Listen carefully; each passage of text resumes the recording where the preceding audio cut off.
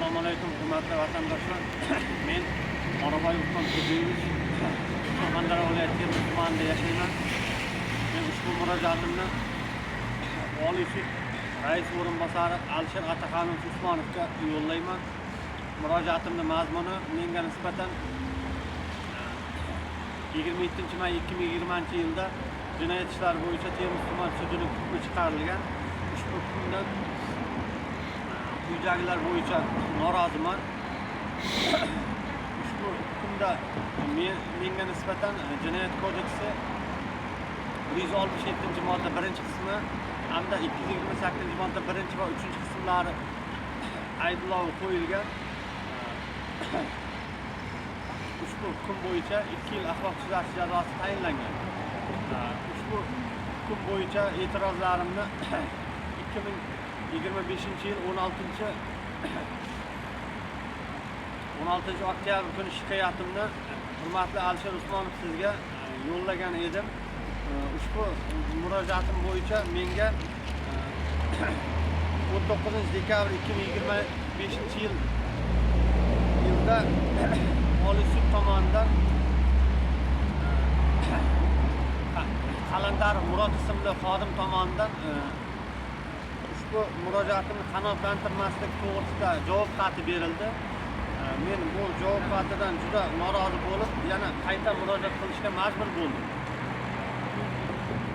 Hurmatli Alisher Usmonov, men sizga o'sha qabulingizga kirgan vaqtida o'sha kassa kameralari bo'yicha umuman aybim isbotlanmaganligi, qolaversa ushbu kassaga kirish imkoni yo'qligi, O'zbekiston Respublikasi Prezidentimizning 3270 sonli, qolaversa O'zbekiston Respublikasi Prezidentimiz farmoni 5296 sonli O'zbekiston Respublikasi Markaziy bankining faoliyati tubdan takomillashtirish chora-tadbirlari to'g'risidagi farmoni hamda 2017-yil 12-sentyabrdagi 3270 sonli Respublika bank tizimini yanada rivojlantirish va barqarorligini oshirish chora-tadbirlari to'g'risidagi qaroriga muvofiq O'zbekiston Respublikasi Markaziy bank boshqaruvining 3028-sonli yo'riqnomasining 223-modda va hamda 226-moddalarida ko'rsatib o'tilgan. U ushbu ayblovdagi menga nisbatan 40 ta soxta kvitansiyani Xalq banki Uchquzil filialining kirim kassa va birinchi sonli jamg'arma kassalariga kirib, kassa xodimlari o'z ishlari bilan band bo'lgan paytda kirib soxtalashtirib olgan deyilgan soxta ayblovi mutlaqo asossiz qo'yilgan.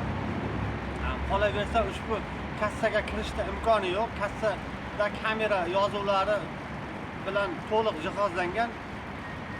Qolaversa ushbu kassaga agar men o'sha borib o'sha kirmoqchi bo'lsam, ushbu yo'riqnomaning kassa to'g'risida yo'riqnoma 3028 yo'riqnomaning 226-moddasida kassani tizimi, kassa bo'yicha ushbu maxsus moddiy javobgar shaxslarning tovush diapazoni, barmoq izi hamda biometrik belgilari